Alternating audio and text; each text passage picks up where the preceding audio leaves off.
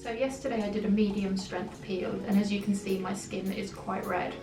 So what I wanted to show you guys is that even when you've got red skin after having a laser treatment, microneedling or a peel, there are still options to cover it up and get sort of normal looking skin if you're going to go into work and things. So I'm going to show you my quick routine that I'll be doing probably for the next 2 or 3 days. So the first thing I'm going to do is clean my skin with the Clinisept prep and procedure.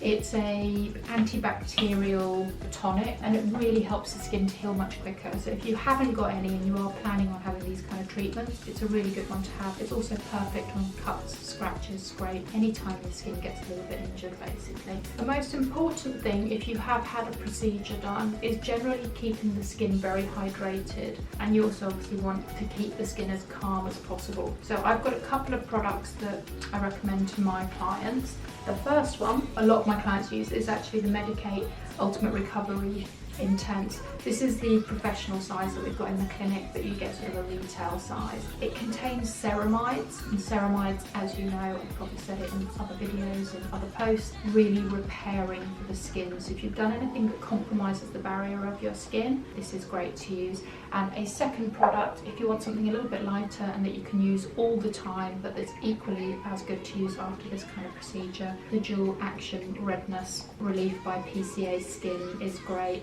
It's not as rich, but it's still got ceramides in, and it's also got anti-inflammatory and calming. Today I'm actually going to use the Redness Relief. I'm going to put a little bit more on. They normally say with the serum it's about up a pump, but I put 3 pumps on there. Pat that onto all the areas where I've got the redness.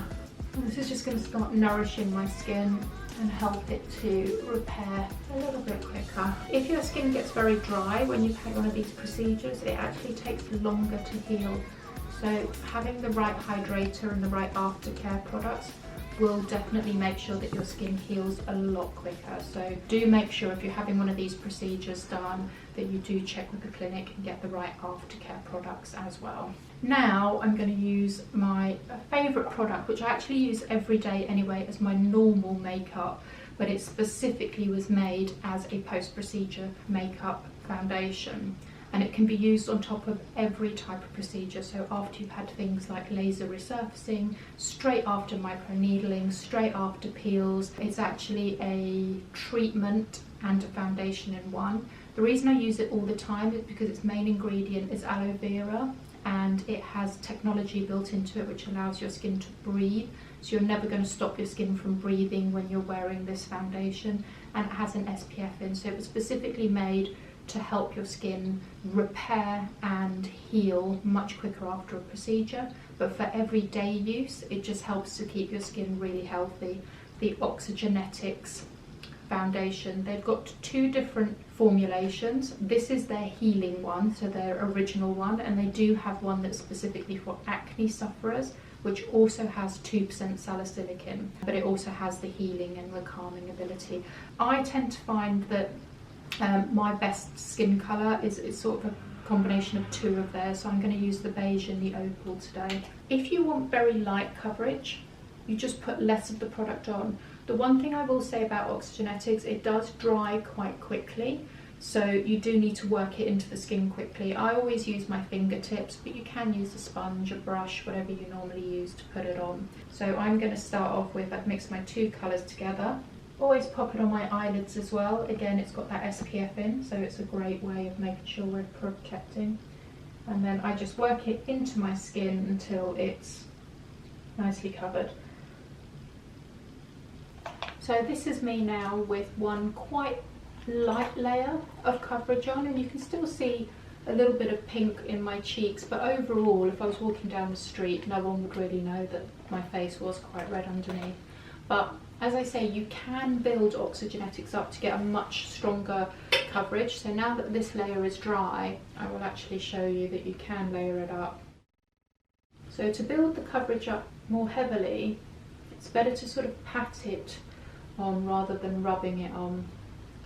And if you really just push it in, you can get really strong coverage, which will cover up really redness. And also if you've had something like fraxelated laser peeling, microneedling, where your skin's gone a bit dry and rough. Okay, so even now that little bit of redness is covered up. I think a lot of people do worry quite a lot about how red they'll be after all of these kind of treatments. And of course you can have things that are even more aggressive that will leave you more red and also potentially a bit swollen. But if you did that on a Friday, had the weekend at home, and then was able to use something like the Oxygenetix on the Monday, I actually think it's pretty easy to go back to work. You're not going to look too out of place. You might look like you've caught a little bit of sun, but the really important thing is using the right products so that you don't just get the coverage, but you're actually helping your skin to heal. Thanks for taking the time to watch our video today. Hopefully you learned something about post-procedure skin and how to apply your Oxygenetix foundation. I would really love it if you would subscribe to the channel, because there's going to be a lot more content coming on all different types of skin treatments and skin products. So subscribe, join in, and please ask questions and let us know what other videos you would like to see.